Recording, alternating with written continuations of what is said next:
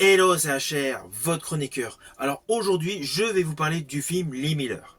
Film retraçant la vie d'une photographe. Oui, je vous l'ai fait de manière très succincte, car dans le fond, c'est le thème principal. Alors oui, il y a plusieurs choses qui vont être énoncées, plusieurs choses qui vont être dévoilées au fur et à mesure que l'on avance dans l'histoire, mais c'est tout simplement un biopic.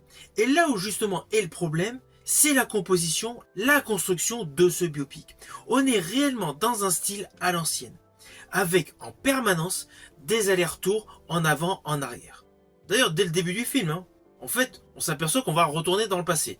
Et honnêtement, c'est assez pénible. Le film est assez scabreux dans son ensemble. Alors oui, Kate Winslet, l'héroïne de Titanic, moi perso je l'avais appréciée dans la série Major Pierce, est époustouflante.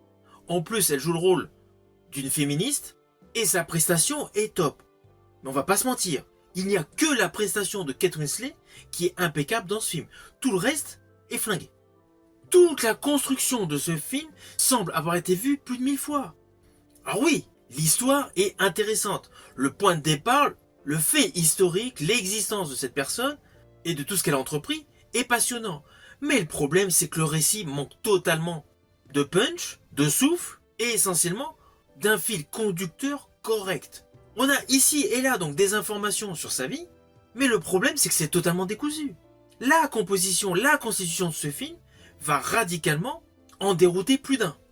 Alors ceci dit, le point de départ, qui du coup ne m'a pas du tout fait accrocher, c'est justement le fait de voir le personnage vieillissant avec un interview. Je me suis dit, waouh, ça y est, c'est reparti, comme le film de Biker sorti récemment avec Tom Hardy. Voilà, ce principe d'interview de personnes qui racontent son histoire, honnêtement, on l'a trop vu.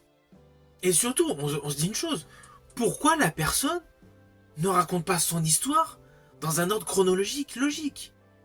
Dans ce film, vous apercevoir qu'en fait, la chronologie n'est pas respectée. Et c'est ça ce qui est dommage. Je pense que ce film aurait été 100 fois meilleur si tout simplement on avait enlevé les effets de flashback pour mettre une histoire de manière linéaire, de manière à présenter davantage les vrais combats féministes que le personnage Lee Miller a entrepris.